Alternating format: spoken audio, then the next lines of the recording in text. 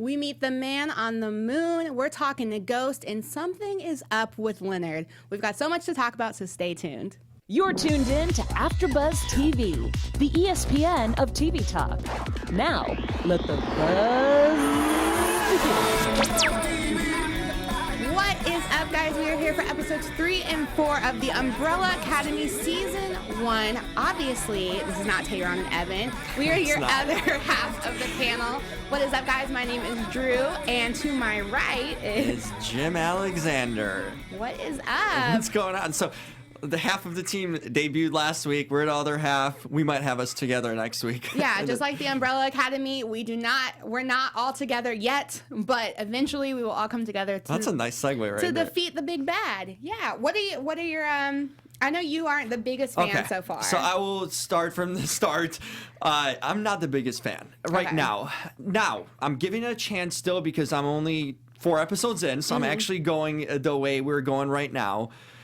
I'm just getting lost in the storylines. I know we're going to break down 3 and 4 tonight, and we're going to go over some of this stuff, but right now it's moving at a really slow pace through 4 episodes, and I'm just trying to get a footing of who I should follow, how much importance each individual has so far, and putting it together. So I'm lost in a lot of ways. So help me find a way, everyone. I feel you. I watched this series as a whole because I was in New York last weekend, which is why I wasn't here. And I was in the hotel and I was bored. So You went straight through 10 episodes. Wow. Because it's good. I love this show. But I will say that episodes 1 through 3 were very foundation. They're setting up. We're getting to know everybody. And then 4 is really, I felt like, when it started picking up.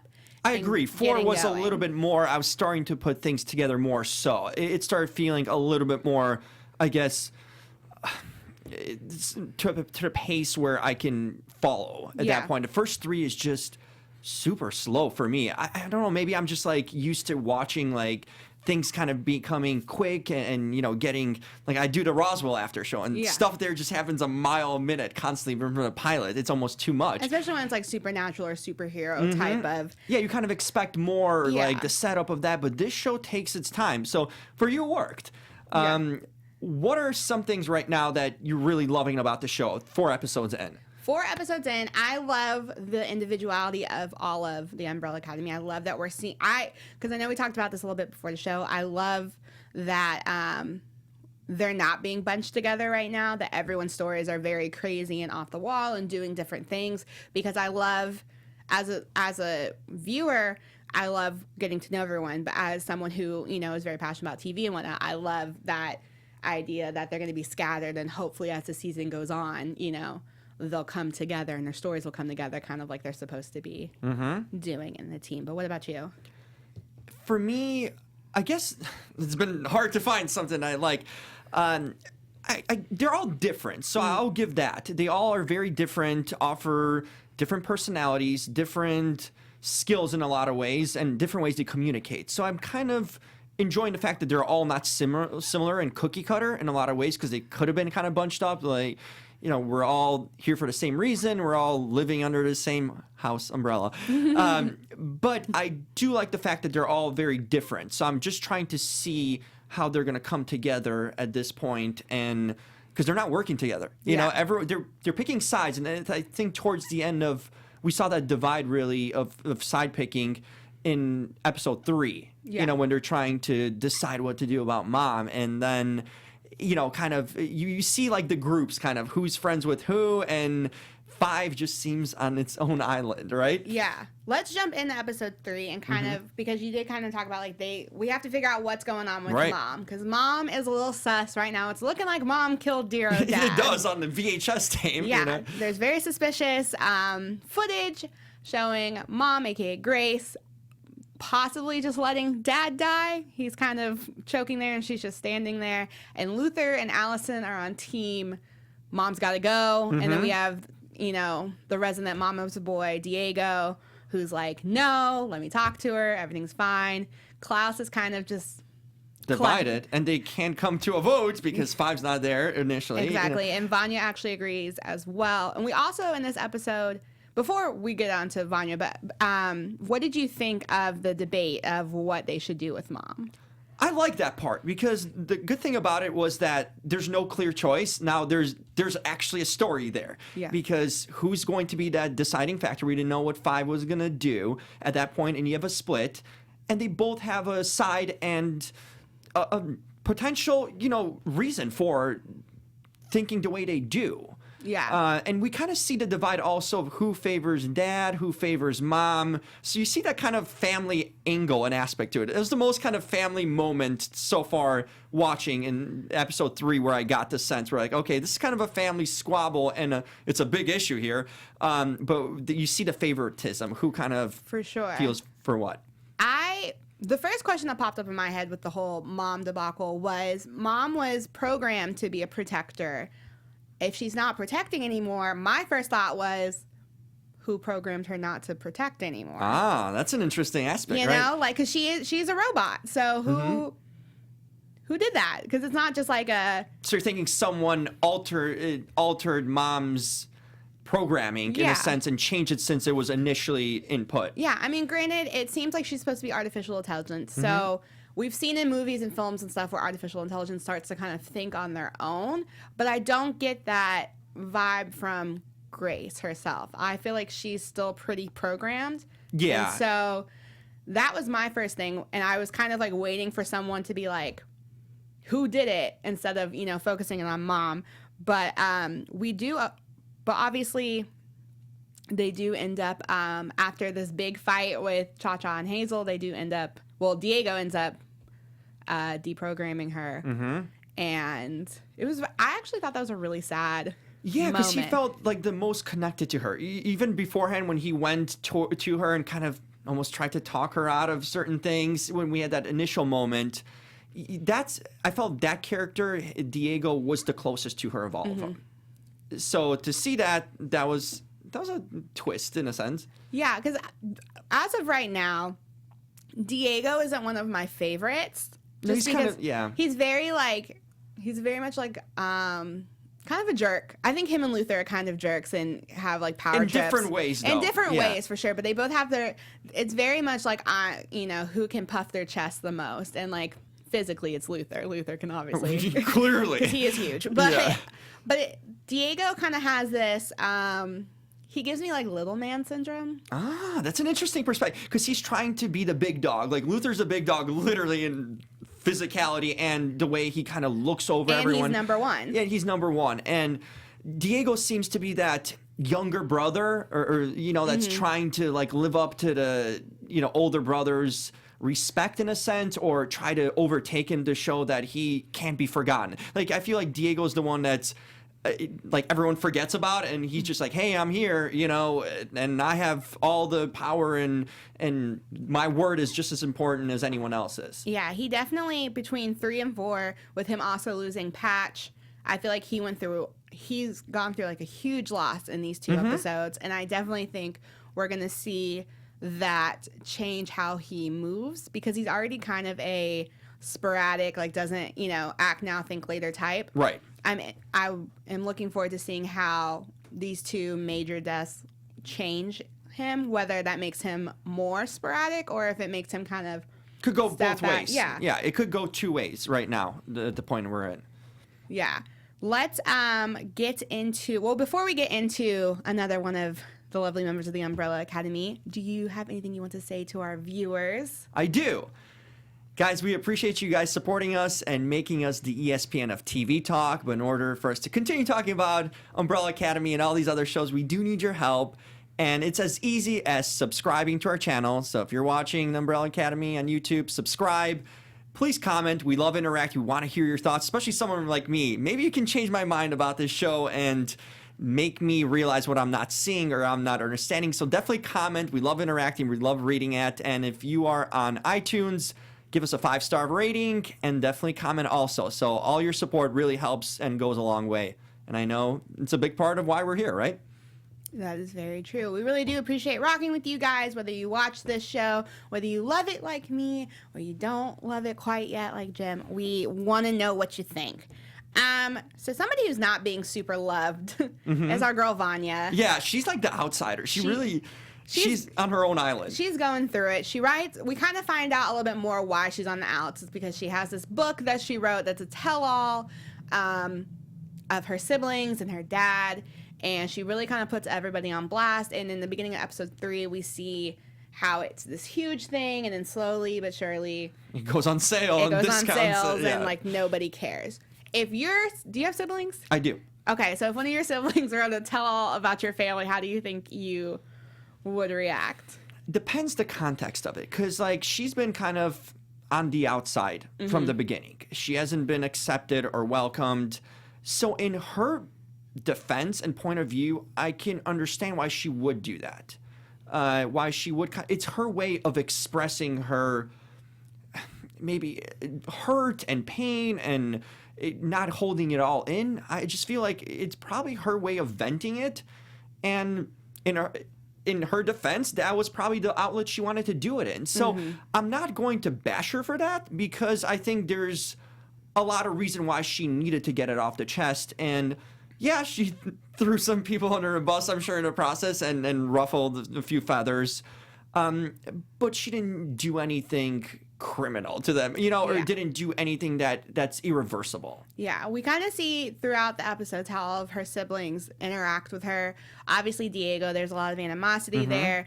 Luther is still doing the very like political. He's so political. He's like so politically correct no matter what. Allison, I kind of feel like there's a little bit of connection there with Allison.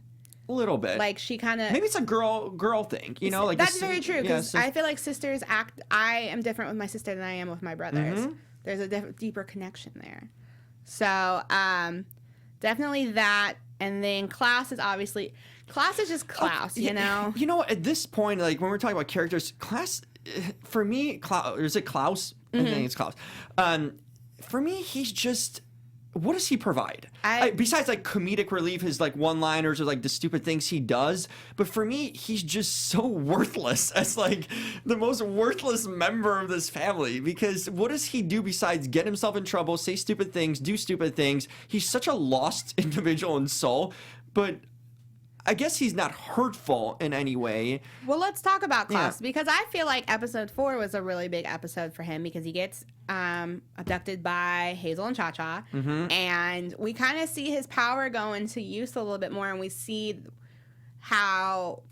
why he is the way he is. I mean, I feel like if I saw ghosts constantly... Yeah, I mean, you see him in those dreams and stuff. Like, he's got visions constantly of, they're kind of creepy. Yeah. I feel like I don't blame him for how he acted. Obviously, we see some of how Dad treated Klaus and his ability. True. So I get it, and we see him kind of go through withdrawals, and he starts seeing all these ghosts, and he's a damaged soul in a lot of ways, don't you think? Like, throughout, that's never had an opportunity to maybe have his demons exercised in a lot of ways, or like let it out. Like we talk about Vanya, who did it in a book. Maybe he needed to write a book about something too, to get some of this stuff out. Yeah, I mean, we see him kind of utilize his power in episode 4, because obviously he uses all of the ghosts that he's seeing of Cha-Cha and Hazel's previous conquest, and he uses that to his benefit somewhat, ends up being able to smuggle away, and he has the suitcase with him, and that was the most featured, I think, in episode 4, like we've seen of him, besides the episodes of like him doing something silly or ridiculous. That was the most kind of the time you could connect to him the most of any episode, or see a different side of him. I agreed with that. Yeah, I like that in episodes 3 and 4 where we kind of saw we're getting more of like the meat and potatoes of who these people are, and it's to the point now where you're really starting to care about the characters and like want to see them. For instance, with Allison, we kind of get a little bit more of the downside of her power, because I'm not gonna lie, out of all of the like superhero powers, hers was the one that I was like, that's the most useful. Like the rumor, she clearly makes a career for herself out of it. She's the most well-known, she's lived this dream, but we see obviously it's not completely a dream. Right, in the first episode she gets introduced on a red carpet, right? So it's like, she's like the focus in a lot of ways. Yeah, but clearly we see that, it's not all cracked up to be, because we find out that she lost her custody to her daughter because she was using the power on her daughter. that was a big reveal. I felt in that moment, and it really humanized her to me in a lot of ways, because you see this person is like kind of the star in a lot of ways. But then when you hear that and how it's impacted her and affected her, you really see that it's almost like comparing a celebrity, you know, who we think has a glamorous life and everything's great for them, and like you kind of wish you were them. But then when you see her open up and say that, it's like, whoa, we see a totally different side that we didn't imagine and didn't know of, and that really humanized her in a lot of ways, and especially made me at least like find more interest in her character. Yeah, for sure. I don't have any kids. Do you have any kids? No, I do not. Okay. Maybe this just proves I'm not ready for kids. But I was like, you don't have any powers, right, or either. But when she was like, but when she said what she did, I was like, is it that bad though? Because I feel like any parent would, if they had the ability to make their kid go to bed, they would use it. Yeah, moments of frustration or something, like that's not the worst thing she did. I was like, I don't know. I didn't feel like it was abuse, but again, I don't have kids, so true. We don't know actually what it's like. I have a cat. If I could tell my cat what to do, go to sleep. Yeah, that would be awesome. But obviously, that is not the way that the world works. No. We find out some interesting stuff about Luther too during the fight with Cha-Cha and Hazel in episode 3. His shirt gets ripped off, and it's revealed that he has like an ape body.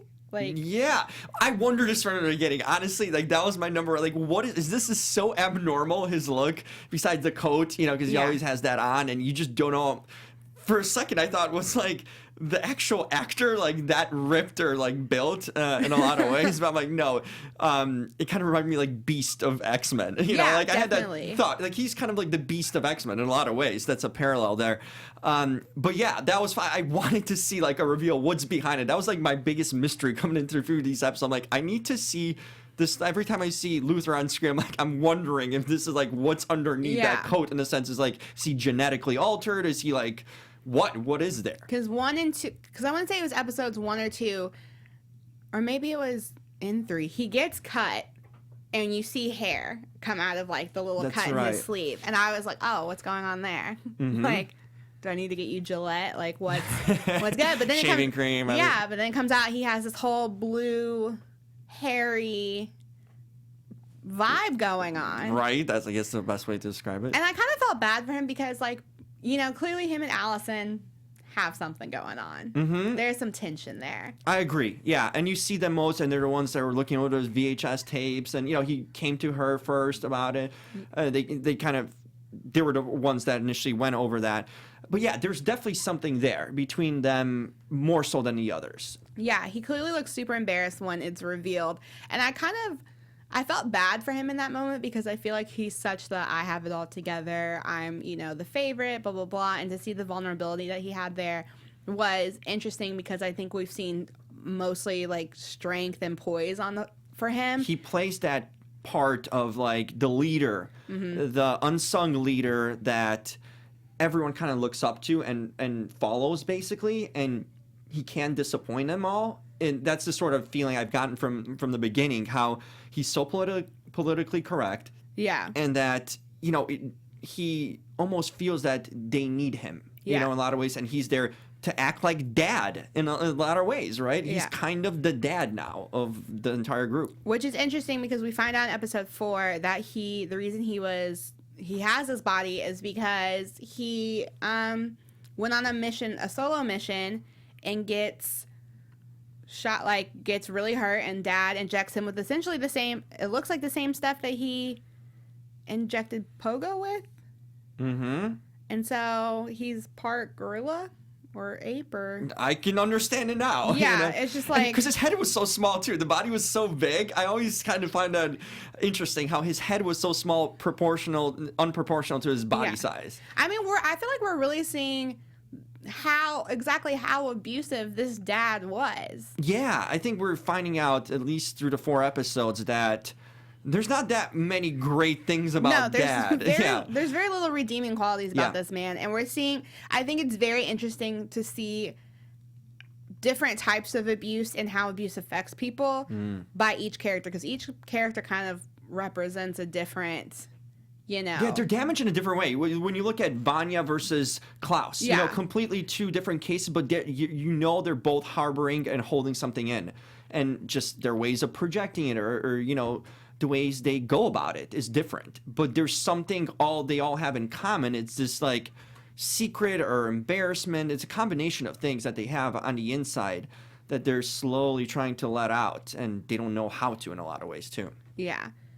So we've talked about Klaus, we've talked about Luther, Allison, Vanya. We obviously have Diego a little bit. We obviously have to talk about Sweet 5. Yeah. I say sweet very jokingly. Yeah, not very sweet. This is the confused part I am. Okay. How the time travel and the age, I know there's like the 8 years.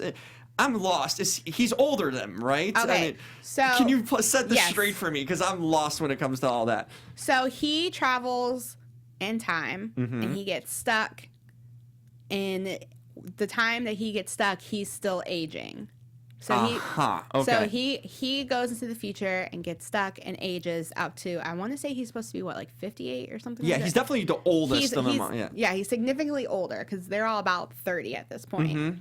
So then when he traveled, I don't want to give anything away, but when he has to come back, when he travels back to where we see him now, for whatever reason, because he doesn't have this whole time travel thing down to a science, he gets pushed back into his like 12-year-old body, but he still has his very cynical 58-year-old mind. Right, so it's like trapped in it's like switched at whatever those movies that you know you basically like Freaky Friday. Yeah, Freaky Friday. That's right. Yeah, Which if I woke up in my 12-year-old body, like please go ahead and just like run me over with a car. Oh no! Like nobody wants to go through puberty again. That must be a weird thing for 5 to deal with. You know, like having this body of a kid and yet the mind of like a wise older person. Yeah. And he's always taking the lead in charge in every situation. And then he disappeared obviously at this age, so. It's one of those, like, in his siblings' mind, he's still that age because they didn't grow up with him. And so they're still very used to him. And the fact that he's also physically that age, I imagine, is it's hard to imagine him anything else because you see him, what you remember him for, and then you see him in front of you. And, like, the whole fact to connect that he's actually so much older and wiser and more mature must be hard. I can't imagine them, like, taking it seriously at times. We kind of get... he kind of alludes to, like, he says something about killing untold, like, he doesn't say, but killing, like, a mass amount of people. So we kind of get hints of a little bit more of, like, what 5 has been up to. Oh, he's been up to a lot. Yeah. Yeah, for that whole time. But, because we don't really know, at this point at least, we don't really know what he's been up to since he pieced out and went into the future. So I'm... like, I know what happens because I watched it, but, like, do you have any... No, I mean, the whole apocalypse thought, and, like, we saw, I think it was episode 2, like, when he sees the dead bodies in the rubble and that, you know, apocalyptic world. Like, he's seen things, and things have happened that no one knows about or is aware of. So, it could go a lot of ways. You see, that's part of my confusion, too. Like, his character is just so different, you know, from the rest in a lot of ways. And his timeline's different. Right. You know, so it throws things off at times with the timeline and even who he is as, like, you know, the stature of him, but then his experience is completely different. Yeah. Because he's still trying to figure out whose eye, because he has the eye still trying to figure out who it belongs That's right. to. Goes to, what was the place called? Miratech, and the eye hasn't even been technically made yet. Right. Hasn't been made, hasn't been given to anyone. In comes Hazel and Cha-Cha because they end up taking some of Klaus's drugs and which is always the topic of everything, Klaus's drugs and his habits, you know. And they end up burning down Miratech, essentially, which I really like that. Hazel and Cha-Cha are really fun to me. I really like them. Oh, you like them? I like them. Okay. Well, one, I love Mary J. Blige, so I'm like, her being in this like dope assassin is really fun. It's to watch. different, and I like their ways when they go investigate or you know interrogate in a lot of ways. They use so many different ways. When we saw in episode 2, I believe, the guy that they hung literally, and then in episode 3 they go to the donut shop, you know, and ask kind of for the sketch of the tattoo and stuff, and just so different approaches, and they can be very charming in a lot of ways and funny. So I get that point of view too. They're bad guys, but they're fun. They're likable bad guys. Yeah, they're likable. Because they're not, I mean, technically they're bad guys, yes, but they're not they're not the big bad of this season. They're not, you know, they're not, whoever they're working for is clearly like the more. Right. So they're just kind of the dirty work. They're doing the dirty work. The henchmen. You always like they remind me of like, you know, the Emperor's New Groove, like Yzma has Kronk. Like, Kronk's not really a bad guy. Okay, yeah. He's just kind of, like, dopey and, like, funny. But he does bad things. That's what they remind me of. Yeah, no, they have a kind of an endearing quality through their humor, and especially Hazel, you know, the way he kind of... But that Cha-Cha works with. They work together very well in that way, because they're kind of a yin and yang to each other. And she's kind of the more... I get stern one and kind of get the job done, and he's the one that's getting the info and stuff all the time. I like their dynamic, actually. Yeah, I'm very interested because obviously they're kind of derailing as of right now. Five's, you know, stop the apocalypse plan. So I'm interested to see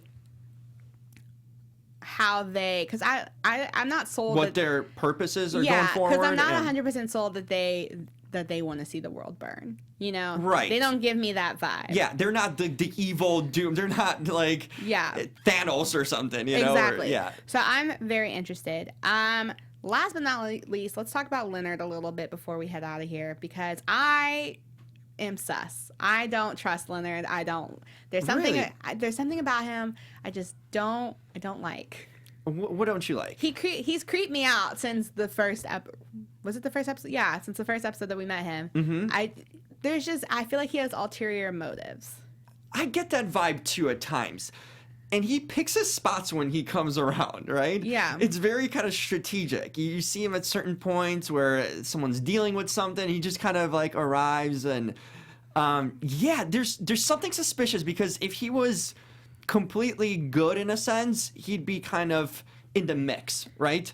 And not pick his spots. I could see that.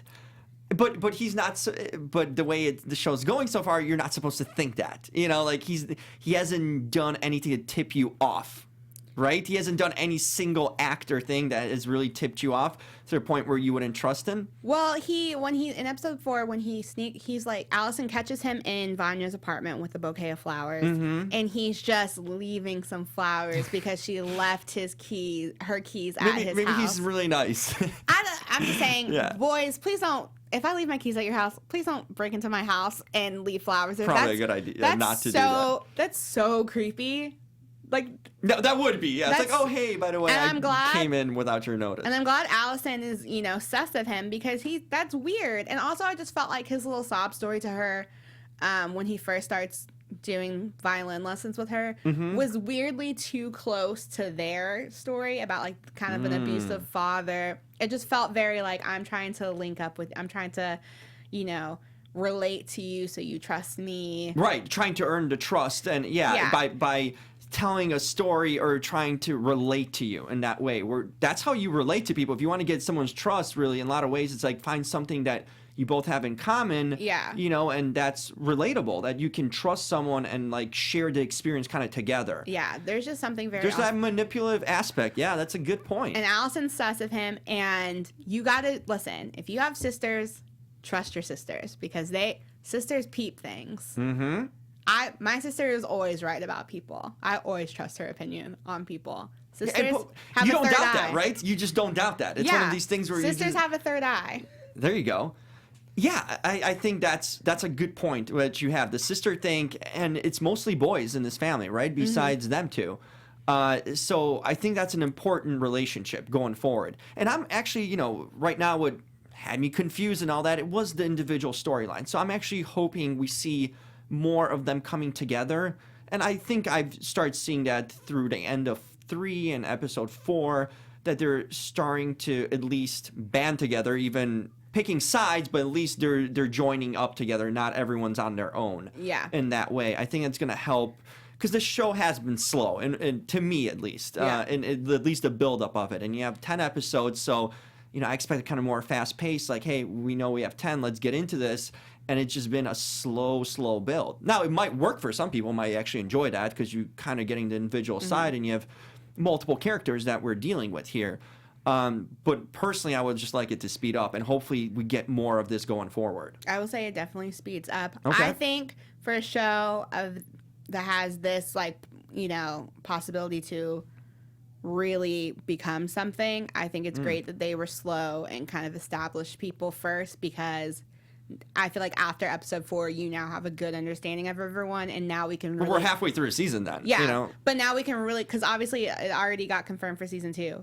So now we can really dive into the story for the remainder of the season, and then we don't have to do this next season, True, you don't have to establish it from the start and try to... Because I came in blindly to this. Yeah. I didn't read the graphic novel or anything like that, so I just tried to take what they give me. Yeah. And in a lot of ways, for me, the slow build was just like, well, where they're coming from. And I think the 5 storyline threw me off in a lot of ways because it's so, different than everyone else.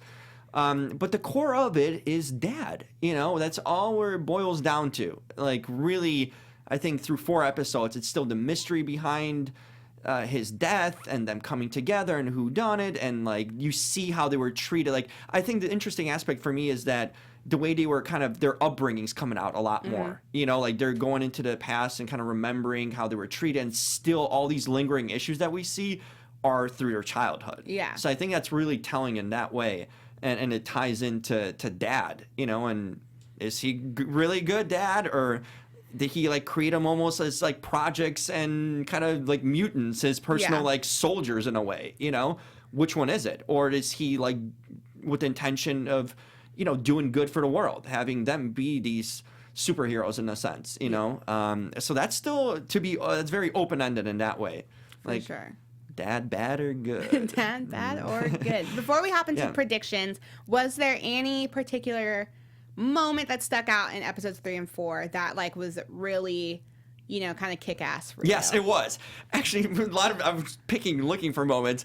I love every time they have like a fight scene or shootout scene, the music is on point. The soundtrack is amazing. Yes, I think it was maybe 2 or 3. I'm almost sorry. The Bohemian Rhapsody one has been the highlight of the season with 5, and they're trying to shoot him with the men with the masks, and the Bohemian Rhapsody works so well.